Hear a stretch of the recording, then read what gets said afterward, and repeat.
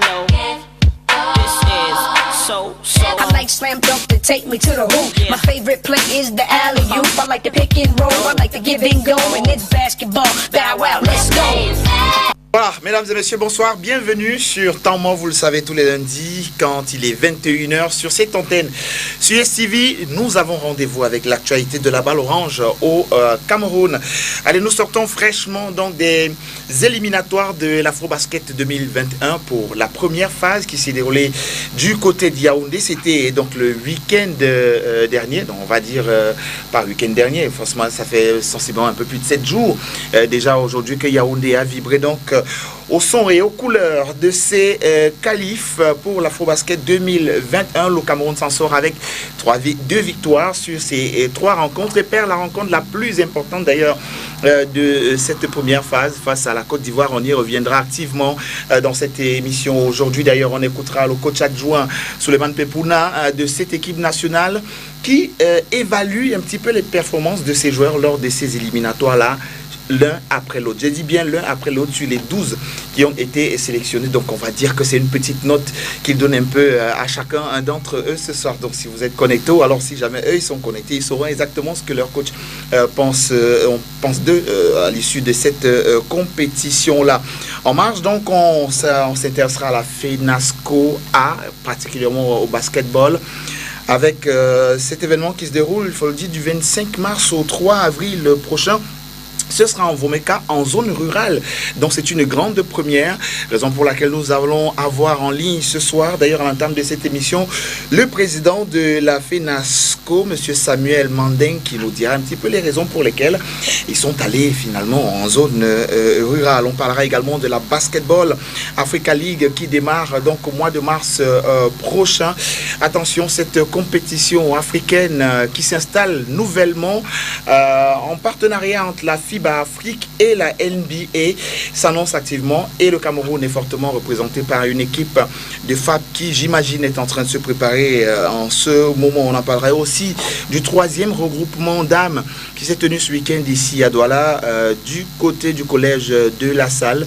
Alors les équipes d'élite d'âmes savent déjà quelle est chacune sa position au classement et le dernier carré du Final Four est donc dessiné autant pour moi et elles rejoignent les hommes qui, eux, connaissent déjà leur position depuis quelques semaines de cela. Voilà, entre autres, ce dont on va parler ce soir, mesdames et messieurs. Bienvenue sur Temps Mort et à tout de suite.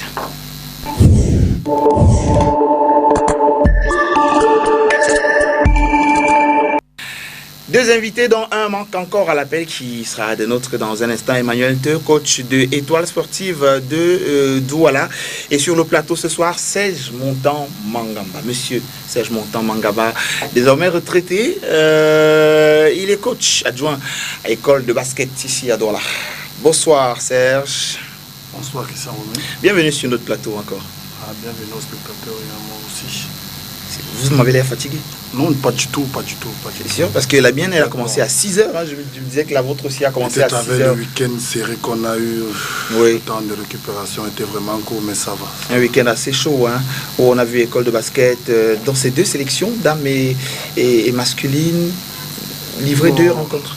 En dames, c'est qu'on était venu pour jouer pour la qualification et on a obtenu notre qualification. Oui. On va se préparer maintenant pour le Final Four. Et un monsieur, c'était notre dernier match de l'élite, en ce qui concerne l'élite.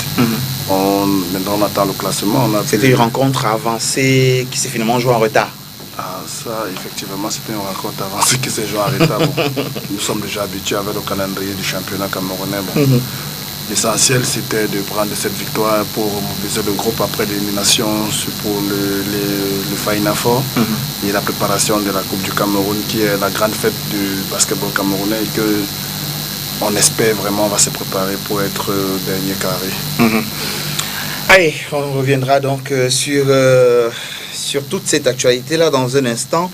Autant de rappeler que l'expert FIBA, habitué de ce plateau, Alexis Monkwe, ne sera pas des nôtres ce soir.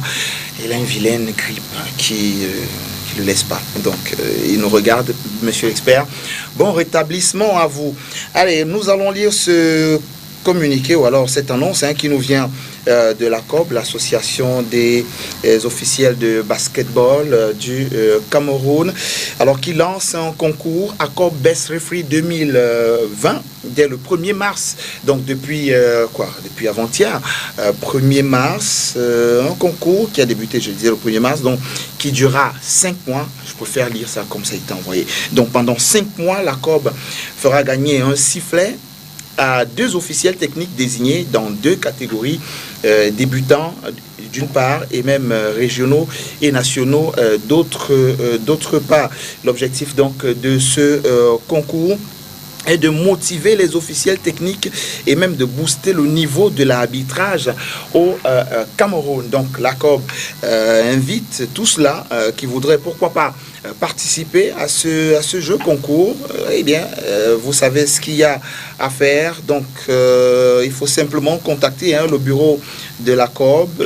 Les antennes sont constituées, l'antenne centre-sud et est. Il y a également les antennes ouest-nord-ouest et puis les antennes littorales sud et ouest. D'accord. Alors, Emmanuel Te nous rejoint dans un instant. Le coach de Étoile Sportive de Douala. Emmanuel, reculez votre chaise.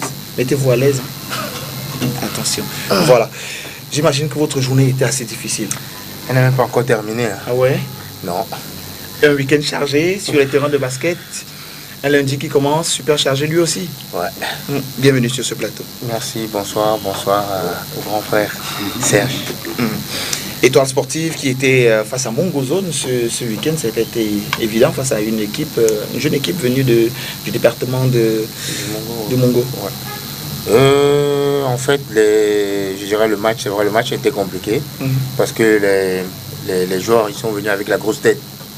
C'est-à-dire qu'ils ont suivi Mongozone, une jeune équipe qui, d'après eux, n'aurait pas réellement le niveau, donc ils les ont pris de haut. Et il s'en est fallu de peu, on a gagné d'1 point. Ouais. En même temps, je crois qu'on a les images, de cette rencontre, on peut les regarder en filet. C'est le filet donc sur les matchs de la Ligue régionale du littoral. 1 point seulement. On a gagné d'1 point. Et puis au buzzer, un tir manqué à 3 points. Ouais, bon, il faut avouer Mongozone. On va le voir sur les images. Mongozone, ils avaient une réussite. Voilà, c'était sur une sortie de balle, 3 secondes pratiquement. Ça s'est joué juste là et le tir manqué sur l'anneau. Ouais. Juste là. Il s'en est fallu de peu. Juste de peu pour qu'on perdit cette rencontre. Et là, on vous voit au fond. Loin derrière les anneaux. Qu'est-ce qui s'est passé? Pourquoi vous avez été mis en retrait? C'est un problème technique. J'étais pas sur le banc, donc c'est un joueur qui a coaché finalement. C'est un problème technique. Problème technique. Qu'est-ce qu'on mettait en problème technique? Un ensemble de beaucoup de choses. Oui. Un ensemble de beaucoup de choses que je peux pas détailler sur le plateau. Pourquoi? Parce que justement. C'est d'ordre sportif aussi. Oui, d'ordre sportif, d'ordre administratif. Indiscipliné, non. Non, pas du tout. C'est pour ça que j'ai dit problème technique. Il y a eu des incompréhensions et puis je me suis dit bon. Vu qu'il y a certains qui aiment bien coacher, bon, je ne vais pas chercher à m'imposer ou quoi que ce soit. Mais vous auriez pu rester sur le banc. J'aurais pu rester sur le banc. Non, j'aurais pu rester sur le banc, mais ils étaient déjà 2. Vous voyez, il y a un des seniors qui est debout, qui a décidé de coacher. Et un autre qui était à côté, ils étaient déjà 2. Donc j'ai préféré rester en retrait. J'aurais pu partir en même temps, mais je suis resté. Occasion de donner la chance aux plus jeunes de commencer à s'exercer. Voilà. C'est aussi vrai, mais comme le coach d'Étoile le dit tantôt, peut-être il aurait pu perdre ce match, mais des joueurs qui quittent l'élite, qui se retrouvent dans un terrain aussi, le terrain n'est pas favorable à une telle rencontre de seniors messieurs. Je ne dirais pas que donner les circonstances atténuantes toujours aux adversaires, mais je dirais aussi que notre fédération gagnerait mieux souvent, et surtout la Ligue, à essayer de mettre un peu des joueurs aussi dans des conditions favorables pour qu'on ait un jeu un peu plus alléché. Vous-même regardez l'état des plaques et du sol où on fait jouer une rencontre de seniors monsieur. C'est pas du tout encourageant ça. Le travail que nous, les entraîneurs, on fait au quotidien pour essayer de revaloriser le basketball camerounais.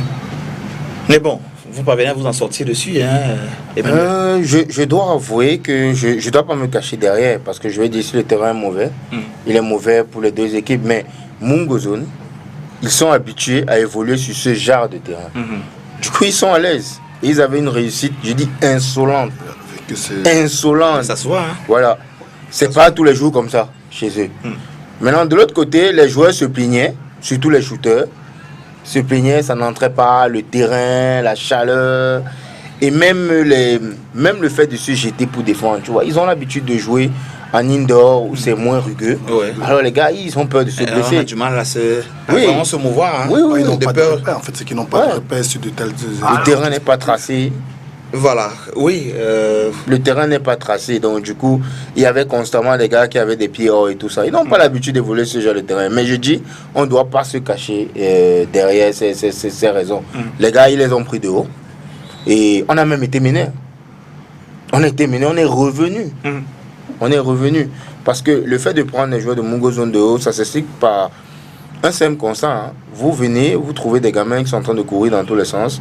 Vous entrez dans leur jeu. Vous commencez aussi à courir dans tous les sens. Ouais. Vous dites que bon, on est des grands joueurs. On commence à Et défendre. votre système, vous ne le maîtrisez plus. Voilà. Ça va aller, le match ne fait que partir. Le match ne fait que partir. Chacun c'est devenu, je sais pas, des individualités. Chacun veut se démarquer. Chacun veut faire ce qu'il veut. Parce que de toute façon, en face, un adversaire peu redoutable. On va finir par gagner, mais c'est comment on prend de l'eau jusqu'à la fin. Voilà. On a le président de la FENASCO qui est en ligne. Vous allez rester en ligne, hein, monsieur Mandin, vous restez en ligne le temps de finir avec cette actualité, peut-être l'écouter en même temps. Alors, finalement, c'était une rencontre en retard, un match en retard, oui. Vous voyez, de la 3e journée que vous livriez donc là face à Étoile, j'allais dire à Mungo Zone, une équipe qui parcourt quand même plusieurs kilomètres pour venir jouer dans le Vouri ici.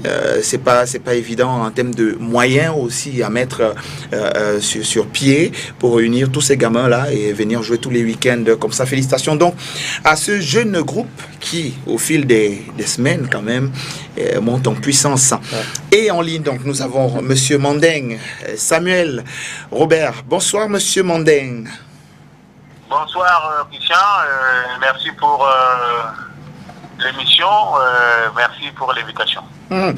Vous êtes le président de la FENASCO et vous organisez justement la FENASCO A et B. Ce sera pour la FENASCO A du 25 au 3 avril prochain du côté de Vomeka. Alors, on se rend compte que l'accent cette année a été mis sur la zone rurale. Je préfère le dire comme ça. Pourquoi? Tout à fait, oui. Pourquoi? Eh bien, c'est une nouvelle vision au niveau... Allô? Oui, on vous écoute. Voilà, une nouvelle vision de Madame la ministre de l'enseignement secondaire qui tient à honorer davantage la jeunesse rurale. Donc, il n'est plus question que les finales nationales se jouent uniquement dans les grandes villes, les chefs de région, département. Donc, c'est la mise en œuvre d'une nouvelle politique de développement des sports scolaires en zone rurale. C'est l'occasion pour cette jeunesse de bénéficier aussi, après ces jeux, des infrastructures qui n'existaient pas. Donc, voilà l'une des raisons qui justifie le choix de Vomeka. Et la deuxième raison, c'est... de pratiquer le sport dans un environnement sain. Oui. Il est souhaitable de pratiquer le sport dans un environnement sain. Il s'agit de la grande forêt équatoriale avec la photosynthèse en direct. Et je crois pour la santé de tous les participants, des spectateurs et de nos élèves, ça va beaucoup contribuer, n'est-ce pas, à l'améliorer. Voilà les deux raisons principales qui justifient l'organisation des Jeux à Vomeka. D'accord. Alors, vous avez parlé d'infrastructure à l'instant. On est en zone rurale pour la première fois. Les FENASCO arrivent dans sensiblement quelques jours. Sur le plan justement infrastructurel, qu'est-ce qui a été mis sur pied là-bas? Est-ce qu'il y avait déjà des terrains qui ont peut-être été réaménagés ou alors il y a eu des terrains qui ont été construits pour la circonstance? Il y avait quelques terrains de football. Oui. Et puis au niveau du complexe Paul Biya, il y avait un terrain de basket de volley, plus ou moins utilisé. Mais au moment où je vous parle, les plateformes de handball, de basket sont en train de sortir du sol partout. Et d'ici, je crois, le 15 mars, Vomeka sera doté d'infrastructures essentielles et de bonne qualité pour recevoir les finales nationales et qui vont rester pour l'épanouissement de la jeunesse locale. Voilà. Alors, des infrastructures qui naissent et qui resteront. Quelle est la politique finalement que vous avez mise en place pour que les jeunes qui vivent dans ces zones rurales-là, qui ne connaissent pas beaucoup l'activité sportive de haut niveau, bon, on va pas dire haut niveau, mais de ce niveau secondaire, mais plus actifs, afin qu'ils s'y mettent véritablement? Quelle est la politique que vous mettez en place, justement? L'après FENASCO, ce sera quoi? On sera parti après les finales? Vous savez, les jeunes ont tout simplement besoin d'infrastructures. Dès qu'il y a des infrastructures, ils s'y mettent de façon spontanée. Donc, le secret, c'est construire des infrastructures, tout simplement. Oui. Donc, en plus du football, dès la fin du jeu, nous aurons des handballeurs, des volleyeurs qui vont naître. Et vous savez, la FENASCO a plusieurs objectifs. Le premier objectif, c'est de transmettre des valeurs, d'éduquer la jeunesse à travers le sport. Et à côté de cet objectif éducatif qui est le premier, nous pensons que c'est le cadre idéal pour la détection des talents et la formation à la base. C'est pour ça que nous profitons pour inviter les fédérations civiles de se joindre à nous pour qu'ensemble on puisse donner un nouvel élan à notre mouvement sportif avec des enfants talentueux qui seront détectés, n'est-ce pas, pendant les compétitions scolaires. Oui. Voilà, déjà, je profite pour remercier déjà la fédération de judo qui travaille avec nous, la fédération de basket qui est avec nous. Cette année, nous avons ajouté l'haltérophilie, les deux disciplines qu'on a ajoutées, l'haltérophilie et le long tennis. Voilà, quelques fédérations, n'est-ce pas, qui commencent à comprendre. Il y a également la FECAFOOT. Il y a également la FECAFOOT avec qui nous avons un protocole d'accord. Et ensemble, donc, nous allons développer, promouvoir le sport dans notre pays. D'accord. Alors, la FENASCO A, c'est au mois de mars, donc c'est ce mois. La FENASCO B, reportée au mois de juin. Pourquoi? Voilà. Effectivement, nous, c'est au mois de mars, parce qu'au niveau du secondaire, c'est la seule période indiquée pour cette compétition d'envergure nationale. Et je profite pour vous informer qu'au niveau du Cameroun, la FENASCO, les FENASCO sont les rares événements sportifs où nous avons une jeunesse qui vient de 10 régions. C'est pour ça qu'à côté du jeu, il y a beaucoup d'enjeux sur le plan éducatif et sur le plan de l'éducation citoyenne. Ce qui explique, n'est-ce pas, que les jeux est toujours un thème. Si vous le permettez, je peux vous annoncer le thème. Oui, pourquoi pas? Le thème de cette année, c'est le sport scolaire pour la paix et l'unité dans la diversité. Donc c'est une occasion idoine pour nous, les pédagogues, les éducateurs, n'est-ce pas, de transmettre des valeurs d'unité, de paix, de vivre ensemble, d'acceptation des différences, de tolérance. Vous savez que c'est à cet âge-là qu'il faut introduire dans l'esprit des enfants, qu'il faut planter dans l'esprit des enfants une culture de la paix, une culture de la non-violence. Et vous savez que ces derniers temps, il y a des violences, n'est-ce pas, qui montent d'un cran en milieu scolaire. Tout à fait. Et c'est l'occasion pour nous de condamner, de fustiger et de sensibiliser les jeunes pour que la non-violence soit le seul message, la tolérance, l'amitié, le vivre ensemble tout court. Donc il s'agit d'un cadre idéal, d'un moment idéal d'éducation, de promotion, de sensibilisation de la jeunesse en ce qui concerne la nécessité de nous tous se battre pour qu'il y ait la non-violence, parce que quand il y a la non-violence, il y a la paix, il y a l'unité, et puis, quand on parle de diversité, parce que le Cameroun est une Afrique en miniature, tout à fait. Il faut donc que les enfants très tôt comprennent que notre diversité, au lieu d'être un inconvénient, est plutôt un atout pour notre pays. Donc, ils viendront de toutes les régions du Cameroun pour célébrer ensemble autour du sport. Tout à fait. Et puis, c'est dans 13 disciplines. Nous aurons au total 1980 athlètes. Donc, c'est énorme. Et il y a des innovations cette année. Vous savez, depuis quelques années, nous avons introduit le programme des jeunes officiels qui s'initie, n'est-ce pas, à diriger les matchs et ainsi de suite. Cette année, ils seront au nombre de 50, dont 5 par région.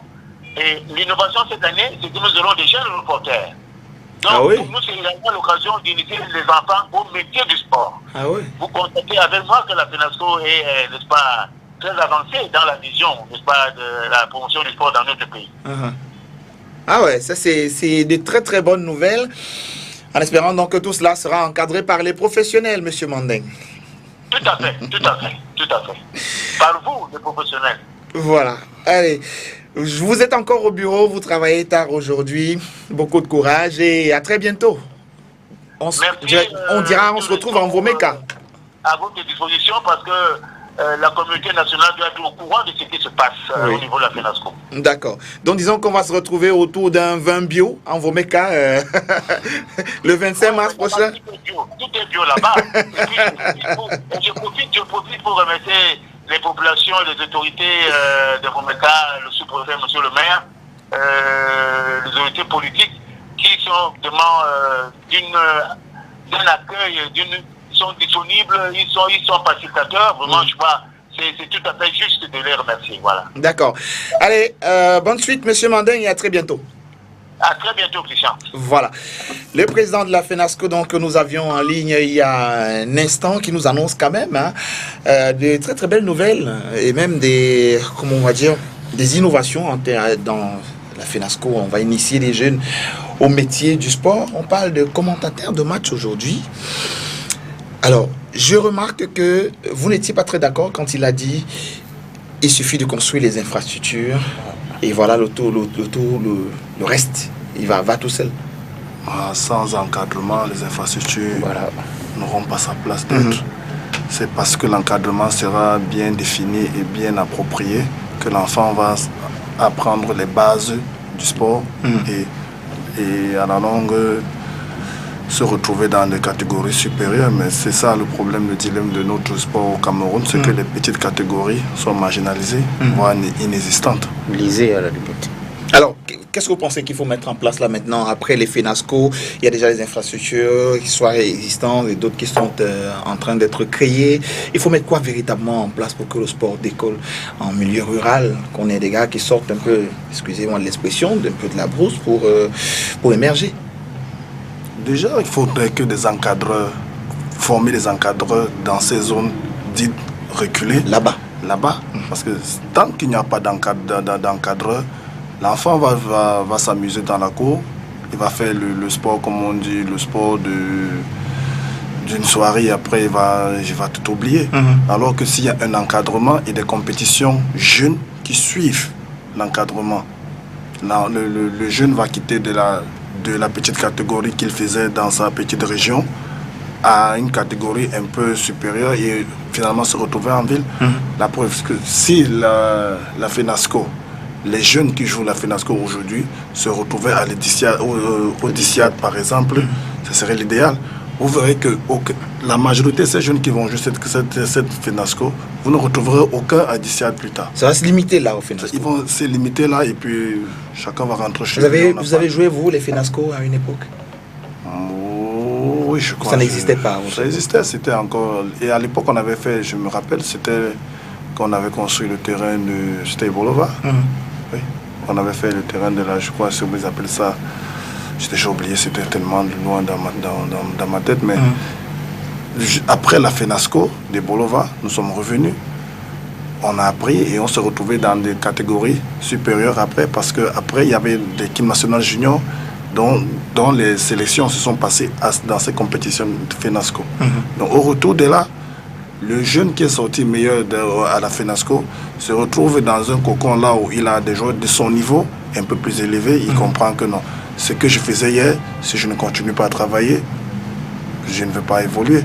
Donc c'est ça en fait. Le problème c'est, on avait débattu ici une fois quand j'avais dit au secrétaire général de la Ligue que tant qu'on va continuer au basketball camerounais, c'est le basketball que moi je maîtrise un peu le mieux, à travailler du sommet vers la base, vers le bas, ça ne va pas marcher. Ça va pas marcher. On doit commencer du bas vers le haut. C'est le contraire qui se passe au Cameroun. Pas plus tard que ce week-end, j'étais encore au Mojas. Ce week-end, je pouvais toujours voir les jeunes jouer. Mais ça avait, je ne sais pas ce que je dirais, avec des larmes au bout des yeux, qu'on voit des jeunes s'amuser. Parce que là, je peux dire, c'est l'amusement qu'ils sont en train de faire. Alors que là, on est en train de préparer le basketball à l'émergence 2035 que nous tous nous visons. Nous sommes arrivés au Mojas, il n'y a pas de filet, il n'y a pas de... À la limite, c'est des passants, je peux dire, des passants qui sont venus s'échauffer le matin, qui font office d'arbitre, des partenaires, d'arbitre et d'autres. Des enfants de moins de 6 ans qui sont en train de jouer, il n'y a même pas une infirmière qui rôde autour, il n'y a même pas de, je sais pas quoi, un verre d'eau c'est un enfant. Mais on se demande que, mais pourquoi négliger ces enfants qui seront demain le fleuron de notre équipe nationale? Quand l'équipe nationale camerounaise en stage, tout le paquet est remis, il y a tout. Mais quand les jeunes qui vont faire l'équipe de demain s'entraînent, il n'y a personne. Il n'y a personne. C'est juste la question de l'organisation finalement quand on l'écoute. Oui, bon, on va dire l'organisation, mais il y a aussi, moi je dirais, la vision. Quelle est la vision de notre basket? Parce que c'est de là que tout part. Parce que si on continue de naviguer à l'aveugle, on aura ce cas de façon permanente. Parce que si on s'organise mal, parce qu'on s'organise mal dans certaines catégories, c'est pas partout.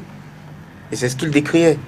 Alors, si on s'organise mal dans certaines catégories que dans d'autres, on pense bien, ça veut dire qu'on a plus d'intérêt à ce que ces catégories où on a bien pensé fonctionnent normalement. Et les autres, généralement, on a l'impression qu'on fait juste pour faire. Donc, moi, je n'irai même pas encore au niveau de l'organisation, c'est au niveau de la vision. Tant qu'on n'a pas une vision claire de là où on va amener le basket, on va continuer à balbutier. Ok. Donc là, on parle de petites catégories, on y reste. On annonce pour très bientôt les U18, zone 4 des U18 du côté de Yaoundé. C'est une grande première, c'est à saluer quand même aussi. Et ça a salué avec enthousiasme que pour une fois, on a pensé aussi à la jeunesse camerounaise et surtout aux jeunes de moins de 18 ans. Mais moi je reviens. Ça fait très longtemps. Ça fait très longtemps. Moi, des souvenirs de mon passage de basketball en quantité catégorie, je ne crois pas que ça existait déjà au Cameroun. Donc, c'est à saluer, ça, il faut le dire, c'est à saluer. Mais justement, c'est à saluer si nous-mêmes, on se prépare pour la gagner. Parce que organiser une compétition, c'est bien beau, c'est même très bien. Mais organiser pour gagner, encore mieux. Ce serait mieux. Mais maintenant, pour gagner, regardez notre championnat junior. Où allons-nous puiser les jeunes de 18 ans capables de rivaliser avec les nations qui vont arriver? Point d'interrogation. Point d'interrogation. Vous allez voir le championnat junior là aujourd'hui. On a dit commission de morphologie, commission de ceci, là, commission d'autres, on a mis tout en place. Mais allez regarder.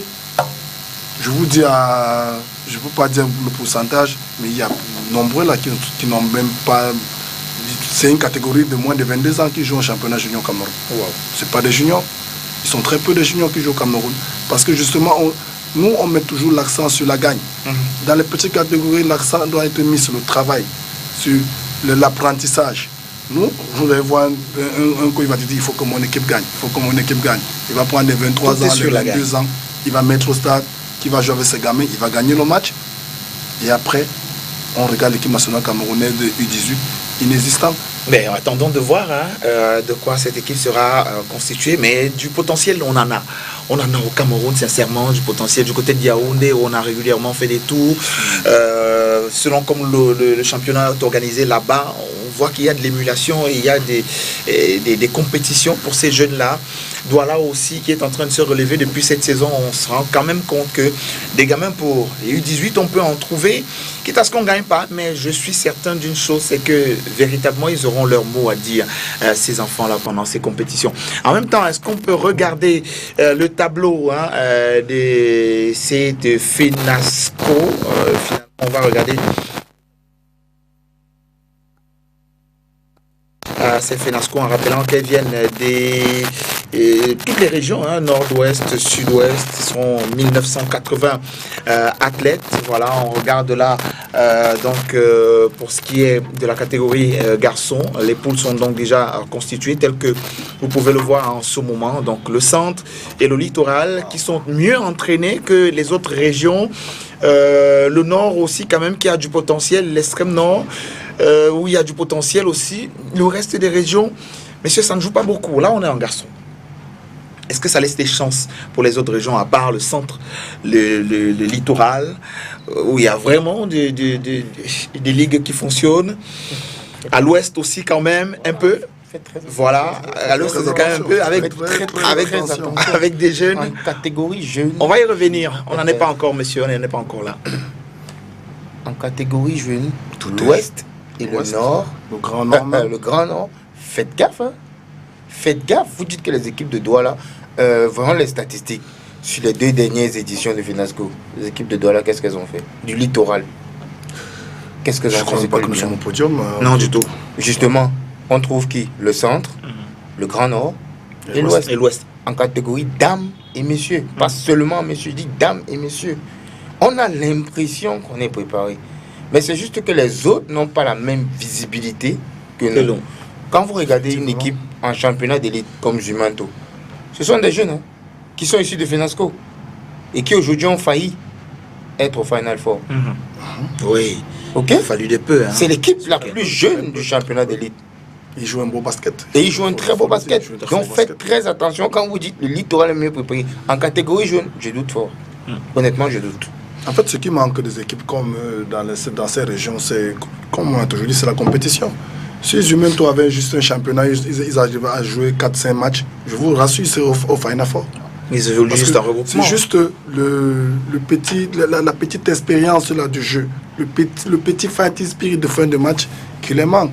Mais si à chaque fois vous les prenez de haut, mais je vous dis, vous allez descendre plus bas que vous ne les avez pris. Ah, ça, on l'a vu ce week-end donc avec Jumento. Avec Dame. Oui, Dame. Ouais. Des filles qui vraiment tenu tête. Hein. Ouais, on a tout essayé. École a fait un très bon match. Et qu'on a presque payé le prix. Hein. Oui. Justement parce qu'on est arrivé, dans la qualification est dans la poche, c'est Jumento, c'est une équipe de l'Ouest, nous sommes au centre, le littoral, nous on a le terrain, on a toutes les infrastructures, c'est un match simple. Mais du mot match simple, on est parti à la mi-temps avec 15 points. Ouais. Le temps de se réveiller, mais elles ont tenu le match et ça a félicité. Ça a félicité. Rendez-vous du 25 mars au 3 avril prochain. On sera en Vomeka. Il paraît que c'est au village du chef de l'État.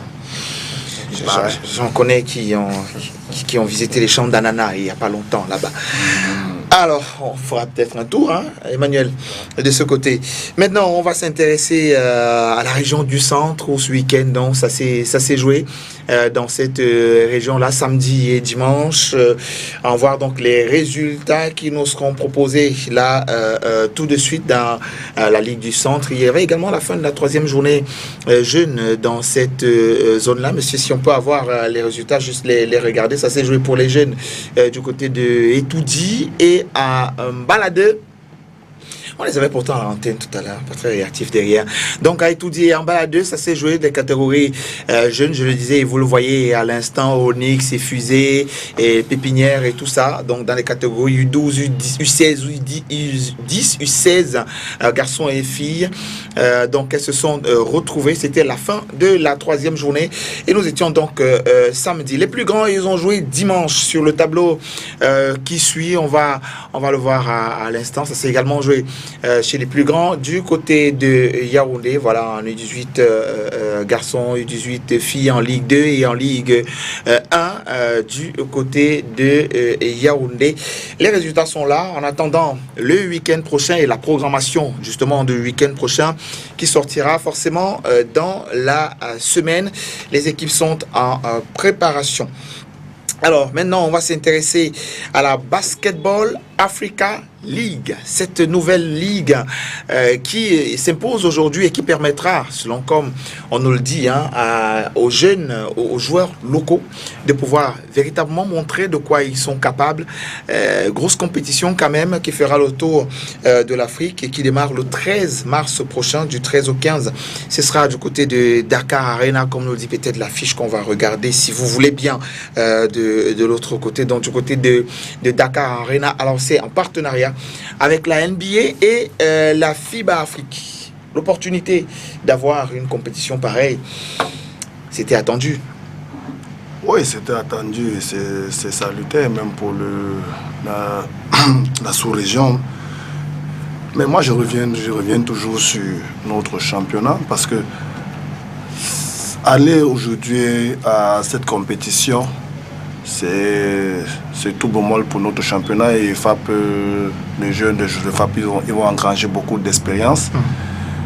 Mais toujours est-il que il faudrait que les joueurs camerounais qui vont dans cette compétition doivent revenir avec beaucoup d'expérience et beaucoup de confort. La dernière compétition qui s'est jouée, vous voyez un joueur comme Bilek qui a fait une compétition acceptable. Notre équipe nationale est arrivée après.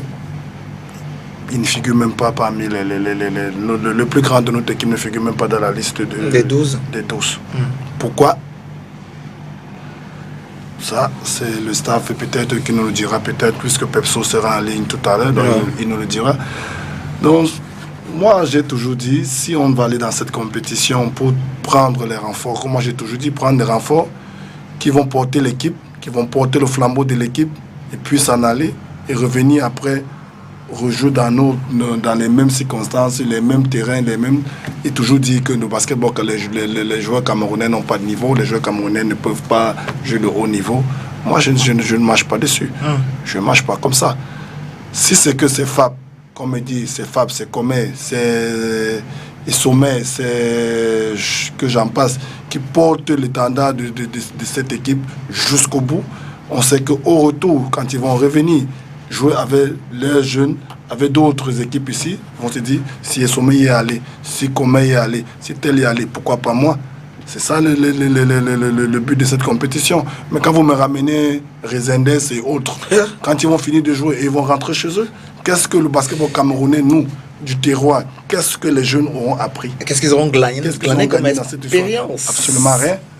Absolument rien. Vous êtes d'avis avec Serge? En même temps, on peut regarder, on peut laisser défiler les photos de ce qui s'est passé. Un peu, je suis d'avis avec Serge. Par rapport peut-être au cas Bilek, qui fait partie de l'un de nos meilleurs big men évoluant au pays, qui ne figurait pas sur la liste. Bon là, je ne vais pas discuter les choix des coachs. Les coachs ont des raisons pour ça. Mais maintenant, par rapport, concernant les renforts, par rapport à la balle, on doit savoir que la Basketball Africa League, c'est une idée de la NBA. C'est NBA et c'est FIBA qui s'associent. Mais n'oublions pas, la NBA, c'est du business. Tout à fait. C'est du business. Et quand ils décident de financer ou de vous accompagner dans une ligue, ils mettent leurs conditions.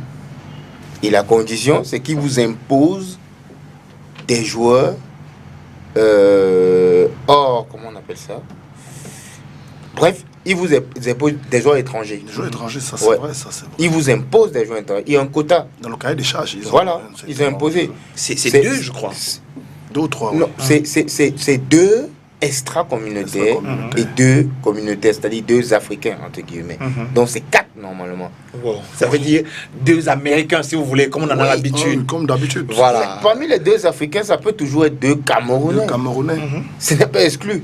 Mais ils ont dit deux Africains pour dire, pour que ça garde la touche africaine. Parce qu'ils auraient pu dire 4 joueurs pour qu'il y ait un certain niveau.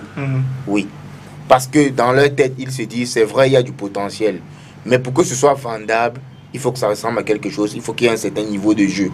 Raison pour laquelle ils imposent ces renforts, ces joueurs étrangers, carrément. Maintenant, ces deux joueurs étrangers qu'ils imposent, ils vous disent, OK, vous avez la possibilité d'ajouter 2 extras communautaires et 2 Africains. Maintenant, à vous de choisir. Vos 2 Africains, ça peut être des Camerounais. Vos 2 Africains, ça peut être des étrangers. C'est à vous de choisir pour qu'ils soient africains. Maintenant, pourquoi est-ce que le Cameroun, est-ce que déjà on ne connaît pas la constitution de FAP? Jusqu'ici, c'est le 13. On sait quand même qu'il y a des recrutements qui sont en cours. D'autres qui ont été faits. Je ne saurais me prononcer. Alors, si on se retrouve à la fin avec une équipe de FAP qui n'a que Rezendes et le poste 1, comment il s'appelle encore? Ezekia. Non, voilà, Rezendes, c'était le poste 1, et Ezekia, le pivot. Si on se retrouve avec une équipe de FAP qui, à la fin, a juste 2 renforts, c'est-à-dire les 2 Américains, et que le reste, c'est des Camerounais, pas des faire-valoir, des joueurs qui... Ok, on comprend ce que FAP a voulu faire. Ils ont leur raison. Maintenant, si on se retrouve avec 4 Américains ou 4 joueurs étrangers, c'est toujours FAP. ils savent pourquoi ils l'ont fait. Du coup, on ne peut pas se mettre à tabler sur une équipe tant qu'on n'a pas encore le contenu de l'effectif. Ouais. Je ne peux pas dire que la balle, on n'a pas su profiter ou quoi que ce soit. Rien que le fait que 2 ou 3, 4 joueurs évoluant au terroir vont découvrir le professionnalisme, c'est déjà beaucoup. Parce que ce n'est pas que les joueurs, c'est le staff. Tout à fait. Et quand le staff et les joueurs découvrent le professionnalisme, il y aura des retombées, même qu'on le veuille ou non. Il y aura des retombées dans notre basket. Ça ne sera pas à l'échelle qu'on veut, peut-être, mais ça va commencer à se voir. Tout à fait. Des trucs qu'on envisageait pas avant, on va commencer à les envisager. même si on n'appliquait pas. Voilà. Et même en équipe nationale, ça va se ressentir. Maintenant, il faudrait qu'en équipe nationale, vraiment, pour moi, c'est une doléance. Je ne peux pas imposer. Parce que, comme je dis, je ne connais pas la vision de la fédération. C'est eux qui savent pourquoi ils font. Ils ont leur raison. Maintenant, la doléance, c'est est-ce qu'on ne pourrait pas gagner à faire plus confiance aux joueurs évoluant au pays? Voilà, effectivement, c'est là où moi je voulais... C'est juste, moi je dis c'est une doléance. S'ils trouvent que elle n'est pas légitime ou ils n'ont pas le niveau, ok, qu'on nous le dise clairement que vous jouez là, mais vous n'avez pas le niveau. Mais bizarrement, on n'a peut-être pas le niveau. Mais quand on joue contre les nations, vous avez vu l'équipe du Topo Jean Mazembe, Oui. c'est l'équipe nationale de la RDC à 80%. Mais FAP, ils les ont dominés. Tout à fait. Ils ont joué contre Mangasport, qui a une équipe de lycéens avec 2 Camerounais qui portaient l'équipe. Et qui jouaient au championnat local. Qui les ont aussi dominés. Alors, quand nous disent qu'on n'a pas le niveau, j'accepte, mais ça veut dire que l'Afrique centrale n'a pas le niveau. Finalement, pas le niveau. C'est ce que ça veut Alors, dire. on va peut-être s'arrêter. Oui. Là, je voulais rejoindre le coach tout à l'heure quand je parlais par rapport au coach américain et par rapport aux joueurs américains et camerounais. Quand je disais, ramener ces professionnels, c'est bien. C'est toujours bien de voir, de juger à quel niveau nous sommes par rapport au championnat Cameroun, par rapport au niveau réel de notre pays. Mais quand je parlais par rapport aux joueurs des FAP, je disais, Rezendes, quand il vient faire du renfort avec FAP, c'est très bien, c'est tout. Mais Rezendes vient au moins avec 45 ans dans les jambes. Normal que quand il arrive en compétition, il porte à la limite, il porte toute l'équipe sur ses épaules. Quel est le joueur de FAP qui va se taguer avant le 13 mars, avant le 20 match? Aucun, hein? Quel est le joueur de FAP qui va se taguer de ce... On a vu combien pendant la compétition le week-end dernier. Parfait. Explosif. Avec 10 matchs. Ouais. Prenez le même combien, donnez-lui 30 matchs. Il sera au même niveau. Explosif, il sera au même niveau que l'Américain qui arrive. Il n'aura rien à cirer avec Rezendes qui arrive. Mais le problème, c'est là le problème du basketball camerounais. C'est ça le problème de nos joueurs camerounais. C'est pas qu'ils n'ont pas le niveau. C'est le nombre de matchs qu'ils jouent. Compétitivité. Ce nombre de matchs qu'ils jouent, on décrit cet état de fait depuis. Nous sommes en train de faire un championnat de 3 semaines là. Parce qu'on a fait un championnat de 3 regroupements. 3 regroupements, c'est 3 semaines. Beaucoup l'auraient rêvé aller-retour, hein, ces 3 regroupements. C'est 3 semaines. Mais regardez quelle est l'intensité, quel est le niveau de jeu du basket camerounais en 3 semaines, en 3 regroupements. Si on mettait 5, 6, 7 regroupements, je vous assure qu'on aura... Même l'équipe nationale, même nos propres professionnels qui arriveront au Cameroun auront du fil à retordre. Mais un joueur camerounais du terroir, il joue 5 matchs, il joue 6 matchs. Vous l'amenez un joueur qui a joué 40 matchs. Il n'y a pas match. Il n'y a pas match. Parce que dans le travail foncier, on dit, à qualité, je l'ai répété ici, à qualité technique égale, c'est des heures d'entraînement qui font la différence. Et c'est ce qui arrive quand ces professionnels arrivent. À qualité technique égale, ils ont la même qualité technique égale que les joueurs qui jouent au pays. Mais c'est des heures d'entraînement qui font la différence bien plus tard. Allez, c'est aussi simple que ça. De la balle, on en parle. Emmanuel vous le disait il y a un instant, les retombées finalement au sein des clubs, au sein des fédérations même. Et tout ce que... Et même sur le plan marketing, il y aura un ensemble de choses quand même qui pourraient en découler. Et qui de mieux pour nous le rappeler, nous le dire et nous le faire comprendre clairement que le président de la balle, qui n'est pas sans doute que M. Amadou Gallo-Fall, dans cet entretien, ou alors dans cette interview que je vous propose de regarder.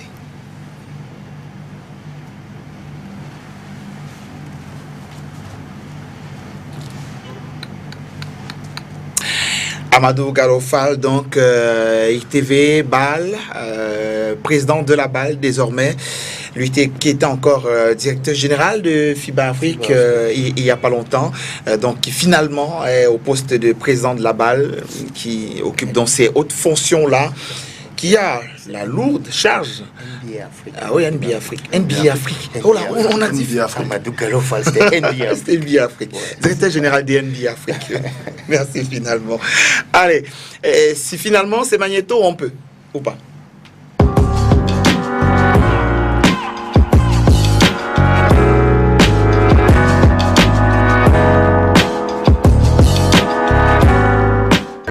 Lorsque la NBA a ouvert le bureau en 2010, nous avons vu une opportunité, d'aller inspirer des jeunes à s'adonner à la pratique du basket, mais aussi, au bout du compte, créer quelque chose qui fait rêver les jeunes. L'Afrique est un vaste continent, c'est le futur, toutes les industries du monde viennent en Afrique, et la relation que la NBA a avec l'Afrique est très authentique. Depuis très longtemps, il y a eu des joueurs comme Hakim, Dikembe ou Manibol qui ont fait leur marque. Aujourd'hui, il y a un plus grand nombre de jeunes Africains de tous les coins du continent qui continuent à porter le flambeau. Forcément, ça crée de l'intérêt chez les jeunes. Il y a une croissance de la pratique du basket sur le continent. Et maintenant, avec des infrastructures, on voit se développer, et c'est inspiré par le fait que les gouvernants et même le secteur privé commencent à voir que le secteur de l'entertainment et de l'industrie créative va générer de l'emploi. Et c'est un secteur qui contribue des milliards et des milliards de dollars dans le monde occidental. Et pourquoi l'Afrique devrait juste se contenter d'exporter ses meilleurs éléments?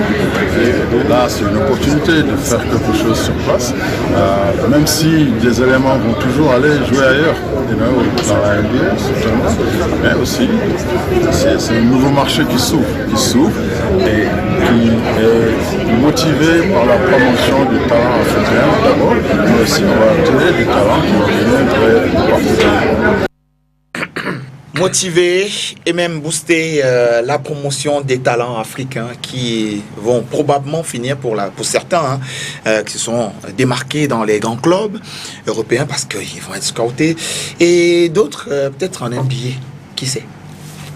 Pourquoi pas? C'est l'occasion de se montrer. Oui, pourquoi pas? Surtout que derrière, c'est la batterie. En fait, la NBA, ils ne font pas ça pour rien. On voit, vous avez deux Africains starters au All-Star, un champion NBA africain, le meilleur manager NBA, un Africain, Masai. Vous avez des coachs africains comme Mutombo qui sont champions NBA. La NBA a compris qu'il y a du potentiel. Et en Afrique. Ouais. En Afrique. Alors ils ont dit, FIBA, vous n'avez pas été capable d'exploiter ce potentiel. On va vous aider. Nous, on va vous aider à exploiter. Mais c'est pas fortuit. Ils savent, ils viennent regarder. Et surtout qu'ils n'attendent rien. Quand je dis attendre rien en termes de revenus, à part la ressource qui sera le joueur. Justement, c'est la ressource qui est le revenu principal. Avec tout l'investissement c'est ça, la qu'ils matière font, première. voilà, C'est ça qu'ils qu'ils cherchent. recherchent. tout l'investissement qu'ils font, ça rapporte pas, comme on va dire là tout de suite 5 francs, mais c'est le joueur qui va rapporter C'est un ensemble de choses. c'est un investissement. Mhm. Et en termes d'investissement, ne croyez pas, les Américains sont des capitalistes. Donc, s'ils ne gagnent pas aujourd'hui, plus tard, gagner même dans 5 ils ans. vont gagner. C'est pas de la charité. Donc, Au bout de 5 éditions, ils vont gagner.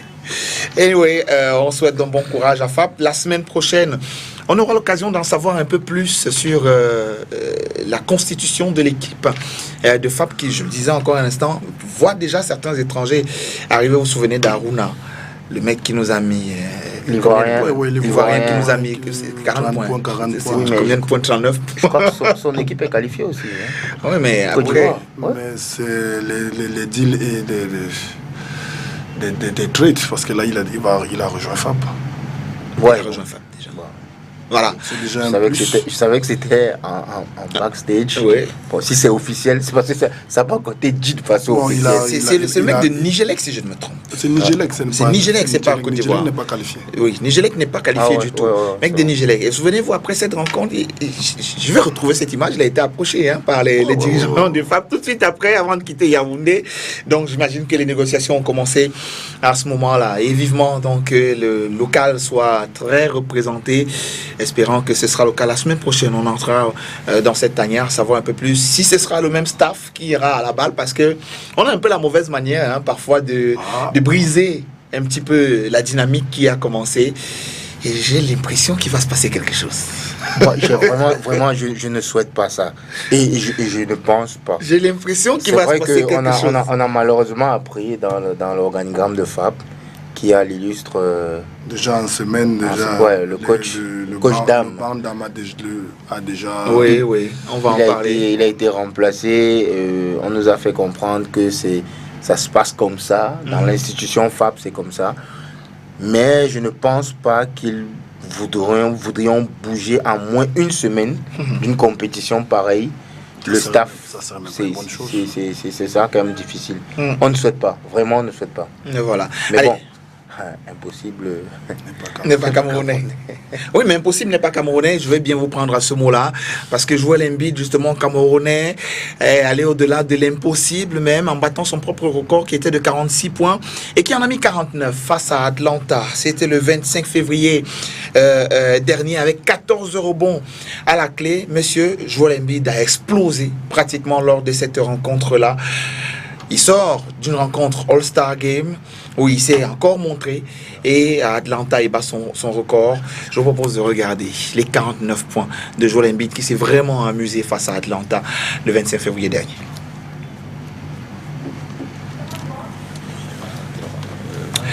Joel Embiid, justement, dont on va regarder cette rencontre de Sixers face à Atlanta, où il a battu son propre record.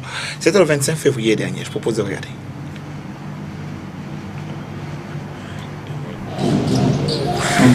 Hands it off to Fofana. Fofana looking to shake his Non, basket. non. Nice bit of handles. Joel Basket. Embiid.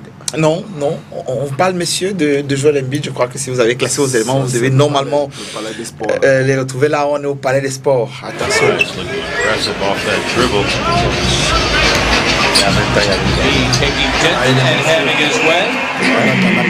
Joel comes in, leading the six. Settle. You don't want him to get into the painted area where he can break down your defense and hurt you.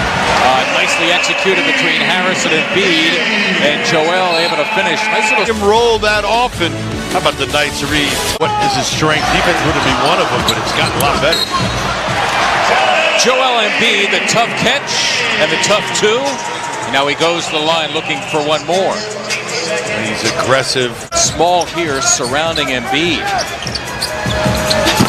Who promptly delivers. He hasn't missed. Joel now with 9, 4 of 4 from the floor. Team.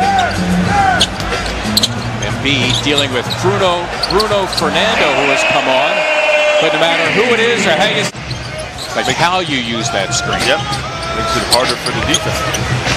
Embiid. And among boys that time, going in there to deal with him and Joel. High low, look at he brings it down ever so slightly. Just taking away the penetration which set up those lobs.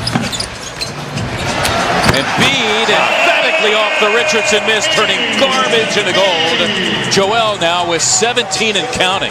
I know Vince Carter's been around for a while. 76ers shot goes up. JoJo just big body in everyone. And Bede just pulling his way on Collins, a helpless John Collins. And remember, the guy who started the game, the 7-footer Deadman. It's death and taxes time when he gets it in that deep. Well, and you think it's a problem when you come down and set up early offense on the perimeter. Think about how much of a problem it is when you can set up early offense. The Bucks and what they've done, Mark, besides just the record and how impressive they've been, is they've realized that you can't turn it on and off, that it needs to be on for the majority of the season, and JoJo knocks down another one. That's what leapers want. And Embiid pulling his way, not once but twice. And credit to Furkan Korkmaz. The fourth quarter underway. Serena Winters, Ala Abdenati, Marksumov bringing you the action. Joel Embiid will step to the stripe. If he makes the field goal, you'll give him an even 30 points. There you can see Joel with Teague on him. Really stunt the Sixers, and Atlanta out-rebounding the Sixers by 4 so far in the game. Embiid throwing it down against the helpless Atlanta Hawks, giving 32. Oh, you're absolutely right. He's struggling. And credit to the 76ers, but you don't have any idea how tough that shot was he just made. Oh, how about the Sixers setting up against the Atlanta zone, and Joel Embiid slamming for 2 of his season-high 40 points. For that dunk. 3 and change to play here in the fourth. Embiid again. Yes! Embiid now posting up. They get it to him. Joel unable to finish with the left hand. Got it back. You can come it and a foul. That'll give him 44 points. So we'll get to the foul line. There you go. That would be Harris, who took some contact. It's hammered back by Embiid to tie a career high of 46. Embiid, some of the fans sensing a possible career high. Hits for 3. Yes!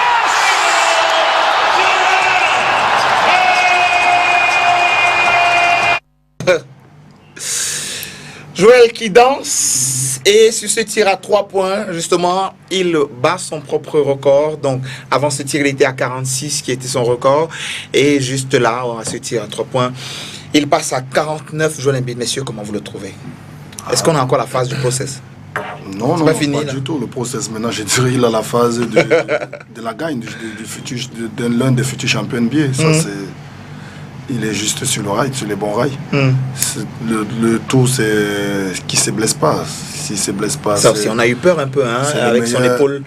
C'est le meilleur big man NBA à l'heure actuelle. Voire le meilleur big man du monde.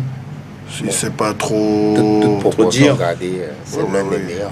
C'est l'un des meilleurs. Parce que le MVP actuel, Giannis Antetokounmpo, il n'est pas big man. Il est utilisé comme big man. Il est utilisé comme big man, justement. C'est pour ça qu'on dit Embiid est l'un des meilleurs big men. Ils sont 3 en NBA. Ils sont même 4. Il y a Anthony Davis, qui est big man. Il y a Antetokounmpo, qui est utilisé comme big man.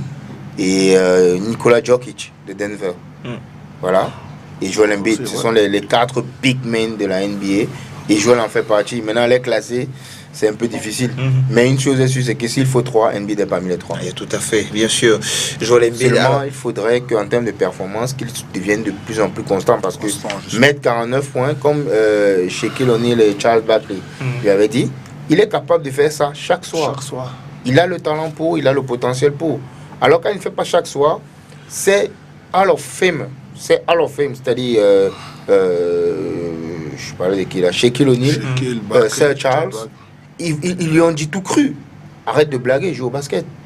On sait ce que tu es capable de faire. Parce qu'ils ont l'impression qu'il s'amuse, Joël. Il s'amuse, il n'est pas sérieux. C'est pour ça qu'on a dit qu'il faut qu'il ferme la page du process. Qu'il commence à gagner. Le champion, c'est celui-là qui fait la performance tous les jours. On paie, comme on dit, on va le pleurer jusqu'aujourd'hui. Peut-être les jeunes n'auront pas le privilège d'avoir connu.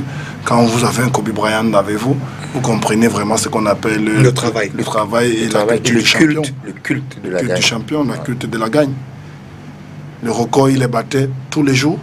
Tous les jours jusqu'au dernier jour. Il a d'abord, je pense que même le dernier jour de son jubilé, il était au moins à 40 points. Ouais. Vous vous demandez que un monsieur qui nous met 60 points décide d'aller en retraite pour faire quoi? Je vous dis, jusqu'au dernier jour, je reste le champion que je suis. C'est pareil. C'est ça. C'est pareil pour. C'est ça vraiment. Oui, mais c'est pareil pour Serge. Lors de son dernier match. Ils sont MVP, meilleur scoreur de. C'était juste un coup d'essai. Il décide d'arrêter. Qu'il apprenait. Il décide d'arrêter. Je suis un bon élève. On l'avait pas raté sur ces 3 points magiques. Égalisation du côté de Yaoundé. Franchement, c'était une rencontre qui restera dans les annales. Mais bon. Il a décidé d'arrêter. Il était aussi temps qu'il arrête. Bon, comme on aurait dit qu'il était temps que Kobe arrête. Comme on aurait dit, il est temps qu'Aruna arrête. Aussi. Mais Aruna, il joue la balle. Du coup, on a vu Stéphane Konaté revenir avec nous faire très mal avec la Côte d'Ivoire ce week-end. Pareil. Lui qui a manqué 5 ans. Quand même. Non, en fait, le basketball camerounais, le trentenaire vieux, je ne sais pas où on a flaqué cette effigie basketball camerounais, mais c'est ça. Bon, il n'y a peut-être pas le même entretien qu'ailleurs. On te dit que tu peux plus, tu es vétéran. D'après vous, voir le championnat vétéran au Cameroun, c'est 35 ans. Et 35 ans. 35 ans, c'est la fleur de l'âge. Jusqu'à des jeunes bien quel âge. Et voilà. On va donc ouvrir, puisqu'on parle de 35 ans chez nous, il y en a qui continuent de jouer donc l'élite à cet âge-là. Le troisième regroupement d'âmes a eu lieu ce week-end ici à Douala. Le dernier carré est finalement connu, on le verra tout à l'heure, mais on le sait, hein, c'est finalement Douala avec Udiele, c'est finalement école de basket, et du côté de Yaoundé ce sera donc Overdose qui était déjà qualifié, et bien sûr FAP du Cameroun, Forces armées et police, le quatuor. Donc alors ça s'est plutôt bien passé pour école ce week-end qui s'est qualifié quand même tôt. Vraiment, on s'est qualifié. Comme moi j'ai toujours dit, comme le nom, on apprend. On va faire un effort à apprendre. On s'est qualifié, je peux dire, pas au forceps, parce que les filles ont mérité largement les victoires. Donc, après les semaines qui suivent, on a payé peut-être le coût physique, parce que le championnat d'âme n'est pas régulier dans la région du littoral comme ces joueurs qui venaient de Yaoundé qui jouent pratiquement tous les week-ends. Donc physiquement on a un peu accusé le coup. Donc on va essayer de se préparer pour mieux figurer au Final Four. Et qui verra. Voilà.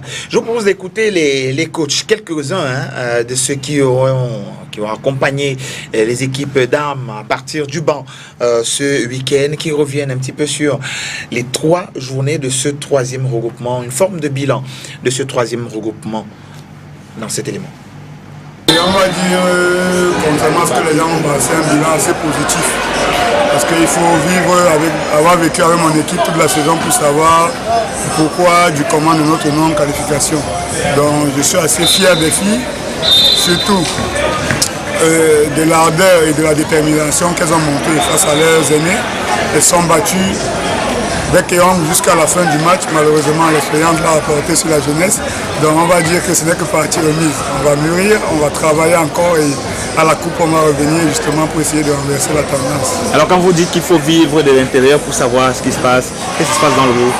Déjà on a des joueuses cadres qui ont été absentes au début de la saison, notamment Quinta qui est l'ancienne meilleure scoreuse du championnat élite dames. Elle était en compétition avec les forces armées et police. Donc elle a manqué le premier regroupement de Bafoussam, ce qui nous a valu une défaite. Il y a les joueuses Eben et Com qui ont été libérées tardivement par leur ancien club. Et bien sûr le meilleur intérieur du club, Yohan Djemeline, qui est toujours indisponible pour cas de maladie. Elle est retournée dans sa famille à l'extrême nord. Donc toutes ces absences ont un peu mentalement diminué le groupe. Et les filles ont eu du mal à s'en remettre et ça s'est ressenti dans le vécu, dans les entraînements et au fil des matchs de la saison. Mais là, quand même, aujourd'hui, j'ai bien apprécié ce que j'ai vu sur une mi-temps et demi. Donc, je pense que malgré ces déboires de début de saison, la coupe, ce sera une autre affaire. Bilan très positif pour Zumanto, ce troisième regroupement, 2 victoires sur 3. C'est vrai, nous repartons là avec 2 blessés dans le groupe. Une qui est off 6 semaines et une autre qui est off 2 semaines. Mais sur le plan sportif déjà, c'était un bon regroupement pour nous. On a pris 2 victoires sur 3. Je crois qu'on peut rentrer assez heureux et satisfait. Bon, si je regarde en gros pour l'école de basket, on a joué 3 matchs. On a gagné un seul. C'est vrai que c'était un match capital, le match contre le FAP. C'est ça qui nous qualifiait directement pour les Final Four. Donc on a mis tout le paquet vendredi pour pouvoir nous qualifier. Et le match de samedi, je crois que les filles sont venues avec la grosse tête et ont été très surprises par Jumento. Conséquent, pas de 2 points. Et et j'avoue que le match de tout à l'heure contre Overdose, il y a de sérieux problèmes de récupération. Parce que 3 matchs en 3 jours pour une équipe qui a une moyenne d'âge assez élevée au-dessus de 30 ans et tout, je crois qu'il y a un gros problème de récupération dû à leur responsabilité sur le plan professionnel et même sur le plan familial. Quand cela ne tient, on tire un coup de chapeau à cette équipe qui s'est vraiment sacrifiée pour pouvoir se qualifier pour le Final Four. Et maintenant, l'objectif c'est regarder ce Final Four. Nous sommes vraiment embêtés parce que c'est dans les 2 semaines qui arrivent là.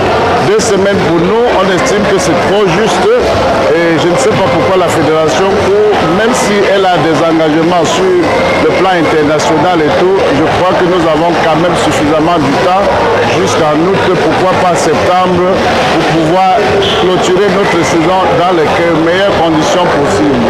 Nous allons clôturer la saison régulière en fin mars. Nous ne pensons pas qu'entre mars, c'est vrai qu'on va vous parler des éliminatoires de la Coupe du Cameroun, qui ne concernent d'ailleurs pas toutes les équipes. Et du coup, on va encore se retrouver en train de faire 4, 16, 6 mois sans jouer. Donc ça pose un gros problème, un gros souci. Moi, je croyais que commençant en janvier, comme on l'a fait cette année, ou en décembre, ça allait être beaucoup plus long, ça allait avantager les équipes. Et pourquoi ne même pas jouer aller-retour pour rendre les équipes aussi compétitives que ce soit.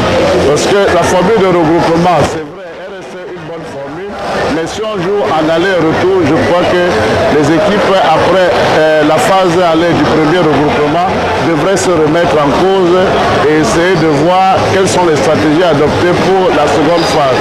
On va vous dire que c'est encore ces équipes qui se plaignent que c'est coûteux, mais si les équipes se plaignent que c'est coûteux et désirent jouer aller-retour, on essaye et on voit jusqu'où on peut aboutir. Voilà, on venait pour se qualifier, la qualification est là. On venait gagner les 3 matchs, malheureusement on perd le premier match, mais voilà, on s'est bien rattrapé après, on a pu avoir les 2 autres. C'était 3 très grosses rencontres, 3 très belles rencontres de basketball et voilà, mes filles sont allées chercher cette qualification avec les triples. Et voilà, elles sont allées la chercher. Malheureusement, l'école était plus fort. Hein? Quand même remonter au score, pratiquement 10 points, 8 à 10 points par là et finir avec 1 point à l'avance, d'avance. Il fallait le faire à Douala, à l'école. Chapeau les filles. Ouais, il fallait le faire parce que bon, aussi, il faut les saluer, les consignes du coach Zedon qui a vraiment pesé de tout son poids sur cette rencontre en donnant des consignes vraiment précises à des moments vraiment clés. Et les filles aussi, elles en voulaient. L'année dernière, elles sont passées de très peu. Elles se sont dit, pourquoi pas cette année, il y a une place. Et je répète, même au Final Four, il y a une place. Peut-être pas la première, mais pourquoi pas? Pourquoi pas la deuxième? Pourquoi pas la troisième? Mais on va travailler au moins pour ne pas être le 4e. Ça, c'est sûr. Voilà. Alors, une annonce, oui, finalement, a été faite. Vous avez peut-être avancé l'écran, comme on dit chez nous. Il y a un instant, Souleymane Pepouna, qui, à l'entame de ce 3e regroupement, apprend que malheureusement, il ne fait plus partie du staff des forces armées et police. Alors, nous lui avons posé la question, que s'est-il véritablement passé? Il nous répond dans cet élément que je vous propose de regarder.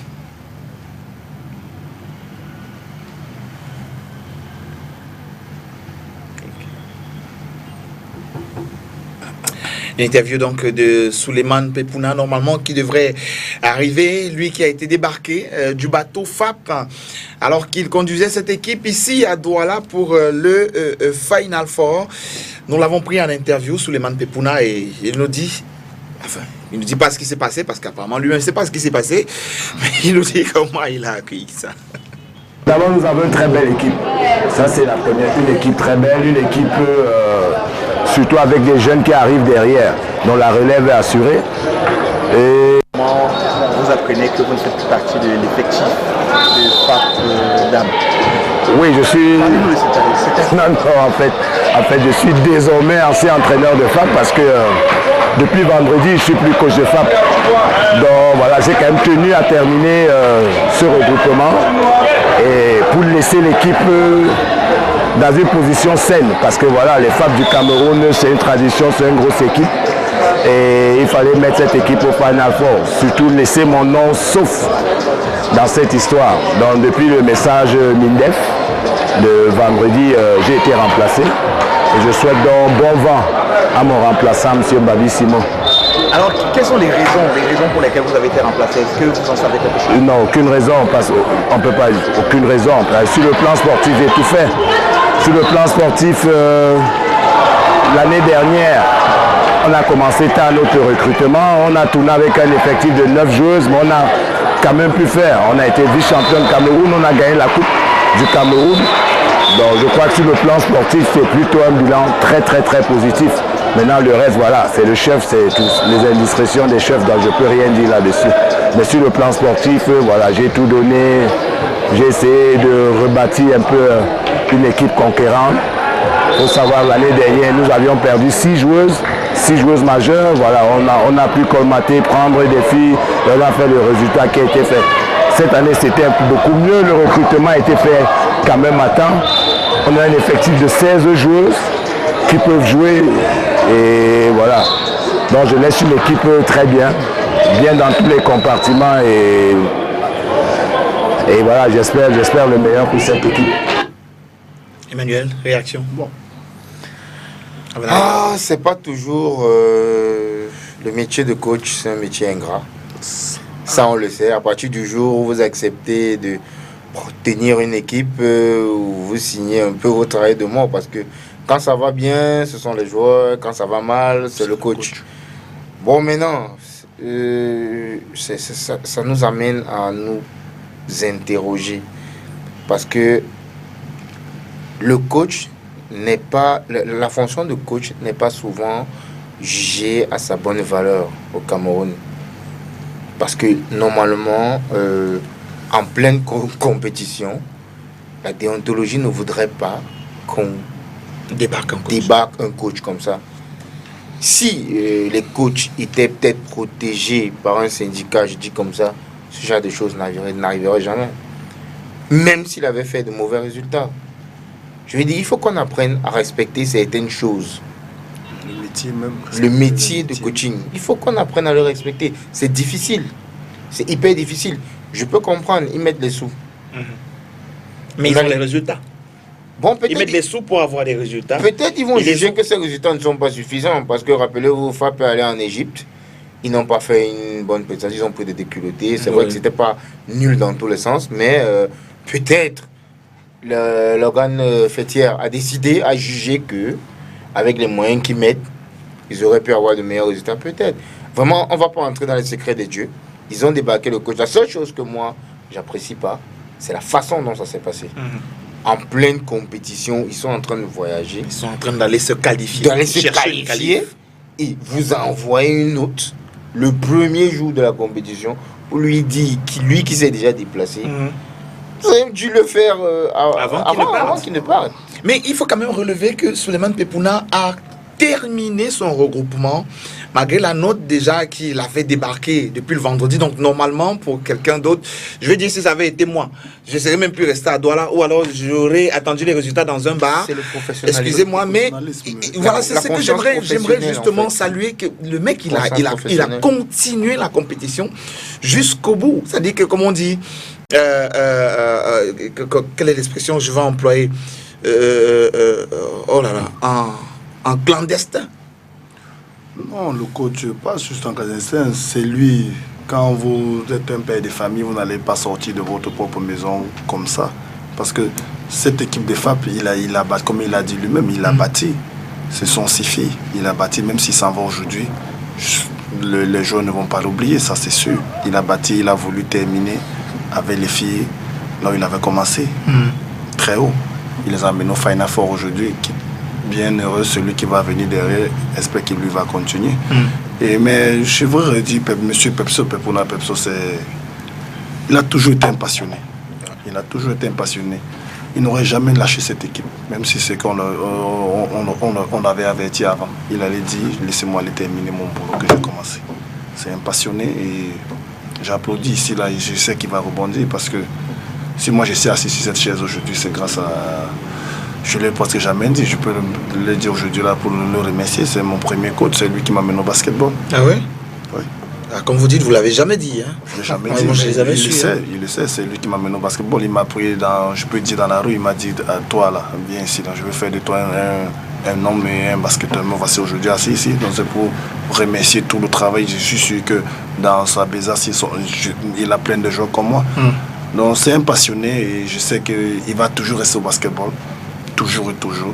Déjà qu'il a son académie donc, à l'INGS, pour moi, il forme des joueurs et des coachs. Donc, la preuve, vous voyez bien, il le prend avec fair play, il sourit. Ce soir qui sait que non, ça arrive.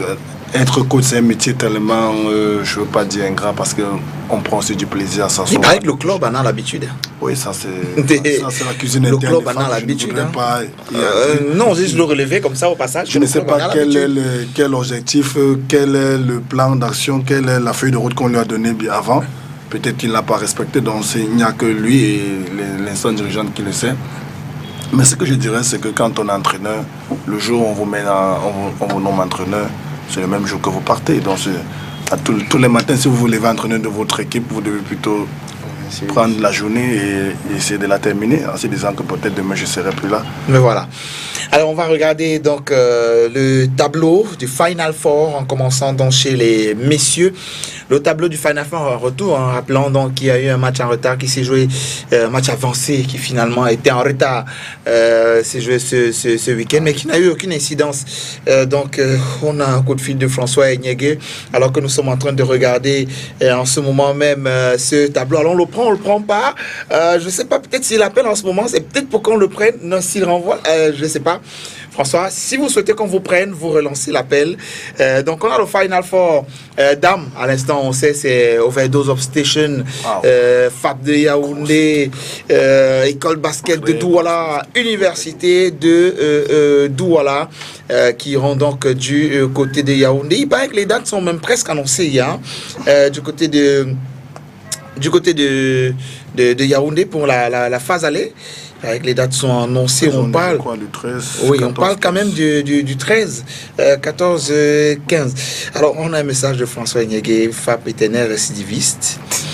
François Enyege, 2 doublés avec FAP, champion zone 4 et 5e africain. Puis, tout ça, donc, débarqué sans explication. Est remplacé par Moudio, 2 ans après, même scénario avec le coach Moudio. Puis je vous disais, il y a une récidiviste. Mais ben voilà, vous Moudio viré, Dassi viré, voilà, Dassi viré à la veille de la compétition, africaine. Et voilà, Congo, je crois. Et voilà, donc c'est collectionné d'entraîneurs.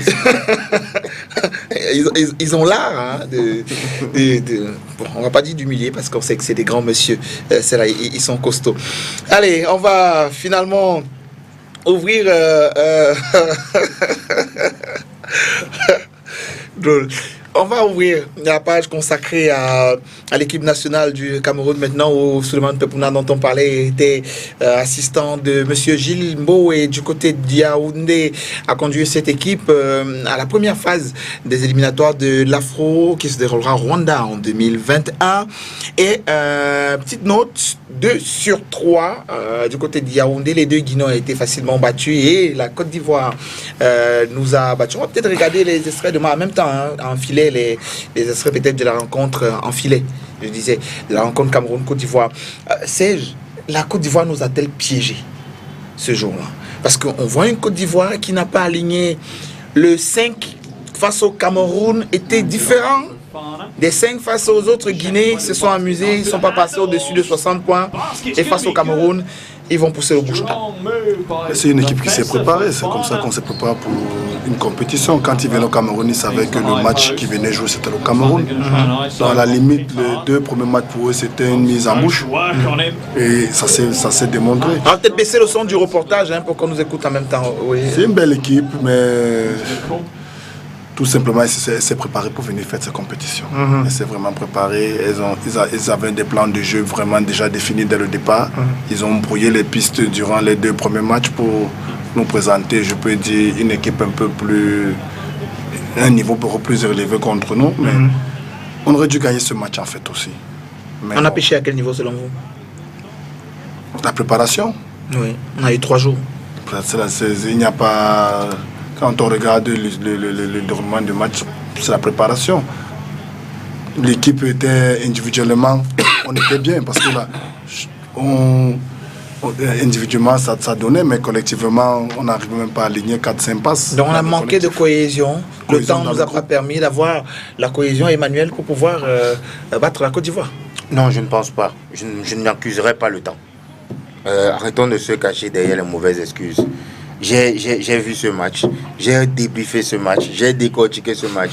C'est tout, sauf le temps de préparation. Je suis désolé, les Ivoiriens n'ont pas eu un mois de préparation non plus. Parce que les Ivoiriens, justement, font revenir Konaté. Pourquoi? Parce que le coach en place, c'est pas le coach qui était là avant. Tout à fait. Lui-même, il arrive la veille de la compétition. Tout à fait, 4 jours. Et voilà, il arrive 4 jours avant. Alors il dit, si je dois aller en guerre, je vais avec les gars que je connais, parmi lesquels Konaté. Oui, il dit, Stéphane, on prend les gars qui sont dispo, on se connaît et on va faire le taf. Il est parti avec des guerriers. Et quand vous dites qu'ils se sont amusés les 2 autres matchs, je ne pense pas. Comme je dis, ils n'ont pas eu assez de temps de préparation. Et quand ils sont tombés face aux 2 premiers adversaires, les 2 Guinées, les deux Guinées n'étant pas physiquement prêts, leur ont proposé une zone comme défense. Et proposer la zone à des gars qui n'ont pas une longue préparation pour attaquer ce type de défense, c'est clair que les scores ne vont pas dépasser les 60 points. La zone, même au niveau professionnel, est une défense qui est difficile à attaquer. Voilà pourquoi les scores sont bas. Ça n'a rien à voir avec le fait qu'ils ont simplifié les matchs, non. Mais c'est que nous, face à eux, si vous regardez bien, on passe le temps à défendre en individuel, mais on triche. On triche. Donc ce qui nous fait perdre dès le départ, c'est la préparation psychologique de ce match. C'est pas on l'a peut-être trop attendu. Soit on l'a trop attendu, soit il y avait trop de pression, soit on est venu, on les a pris un peu de haut, genre on va les bouffer, on va les mâcher. Donc soit on s'est mis trop de pression, soit on l'a véritablement pas préparé du tout. Voilà. Défensivement parlant, je ne parle pas des phases offensives, c'est autre chose. Mais ce match, vous allez voir les 2 premiers matchs de la Côte d'Ivoire, Stéphane Konaté, Eddy et Thompson ne dépassent presque pas la barre des 10 points. Tout à fait. Tous les matchs de la Côte d'Ivoire. Mais contre nous, c'est 3 joueurs qui nous tapent. Ça, 3 joueurs. Konaté qui te met des tirs ouverts, qui n'attaque presque pas la raquette, il met des tirs ouverts, il finit avec 25 points. Un gars qui n'arrive véritablement pas à driver, il te met 25 points. Un gars qui a fait 5 ans en équipe nationale. Voilà, il jouait sur le championnat local. Il te flanque 25 points. Tu as Eddy, qui est assez expérimenté, qui t'enfile 13 points. Et tu as l'américain naturalisé, Deon Thompson, qui te file. Voilà les gars qui nous ont gagné. Les autres n'ont presque pas joué. Ces gars ont totalisé en moyenne 35 minutes de jeu. 35, oui. Eux, ils venaient en mission. Ils savaient ce qu'ils avaient à faire. Nous, et en plus, ça, c'est ce qu'ils ont marqué, les points qu'ils ont marqués sur l'attaque placée. Maintenant, combien de balles on a perdu avec des chiffres aussi, où ils sont retrouvés en train de faire des fast breaks, des premières.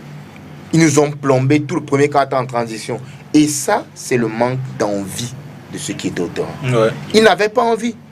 On a eu quoi 13 à 1. Mais sur moi, les 3 premières minutes. Je reviens toujours sur le fait que quand on parle de la préparation, justement, la préparation n'est pas toujours celle qu'on fait au stade.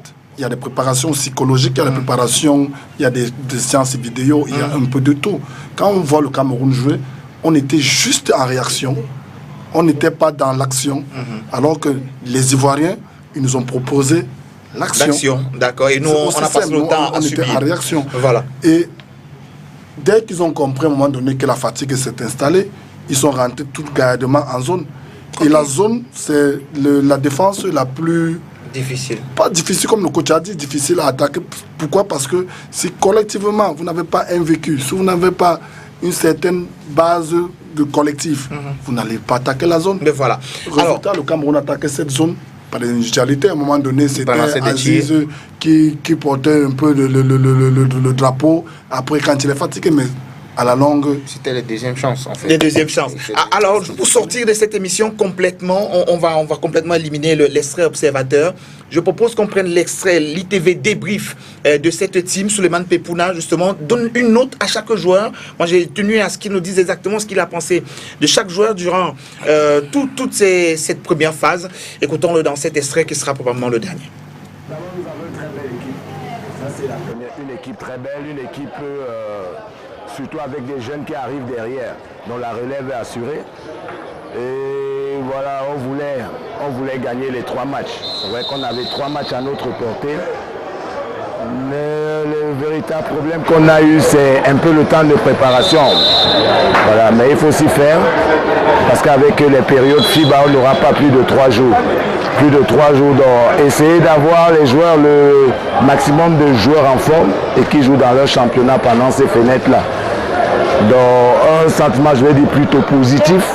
Positif, on a gagné 2 matchs, on est presque qualifié. Il nous reste un match à gagner pour être à l'Afro-Basket en 2021. Je sais qu'on va le faire parce qu'on a l'équipe pour le faire. D'accord.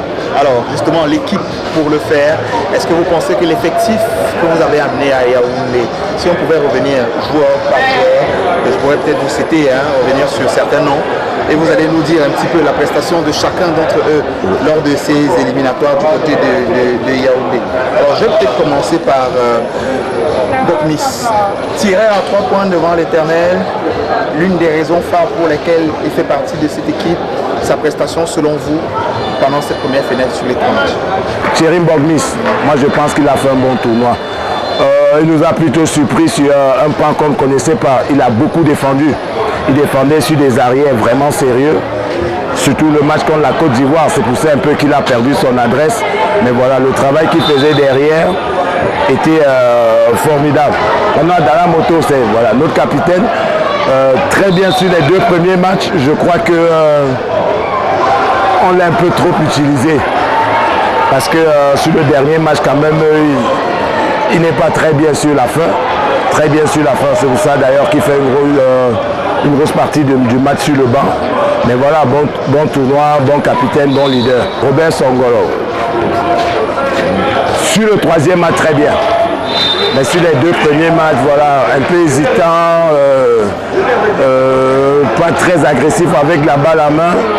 Mais voilà, Robert, il peut donner plus que ça. C'est un très bon meneur de jeu. Il est très adroit et il aime défendre. Ça, c'est rare de voir un joueur qui aime défendre avec toutes ses qualités. Mais voilà, c'est une valeur sûre de cette équipe nationale.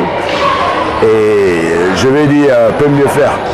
Gédéon Putain, voilà, c'est notre meneur. C'est notre meneur, un joueur très expérimenté, grosse connaissance du basketball et tout. Bon voilà, on ne va pas lui demander plus que ça. C'est le moteur de la défense, c'est lui qui met la pression, la première devant là-bas. Et moi je dis très bon tournoi. Samy Beck comme un peu la révélation. La révélation, voilà, jeune joueur, très talentueux, qui peut jouer 2 positions sur le terrain. C'était son premier tournoi et moi je trouve que c'était plutôt un très bon tournoi. Aziz Kene, super. Je crois que ça doit être le joueur qu'on a le plus frustré parce qu'il méritait plus de temps de jeu.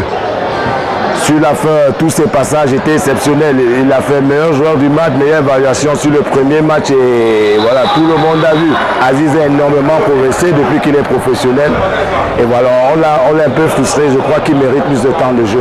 William Naras, voilà, pas très bien.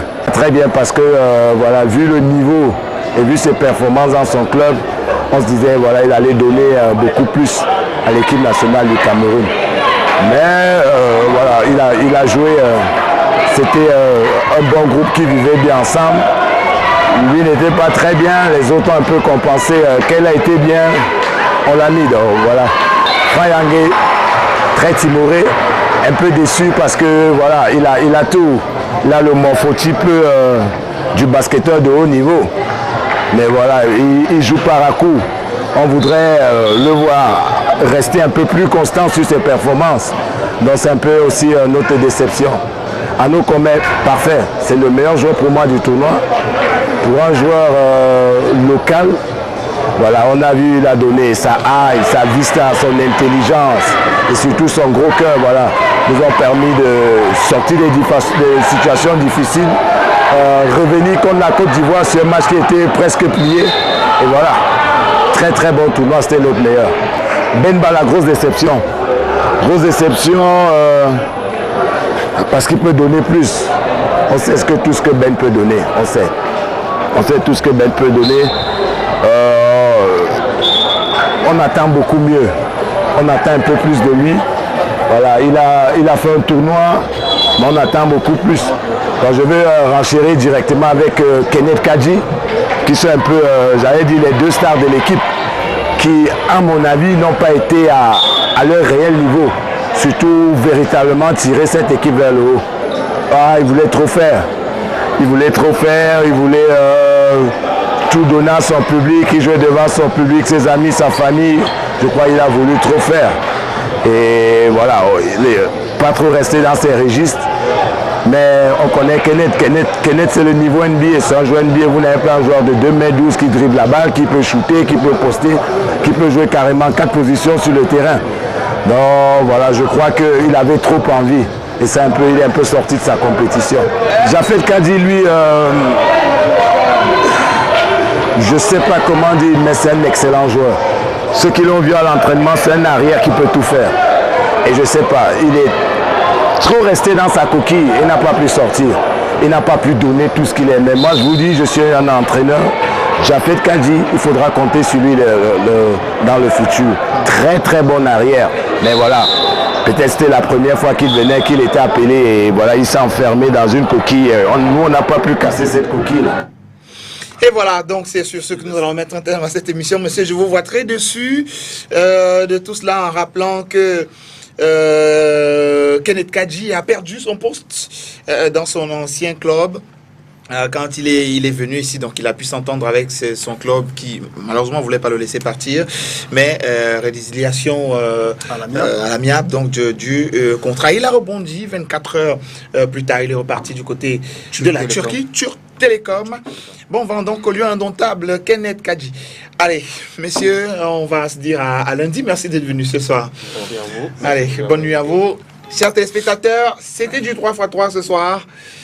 Merci et bonsoir.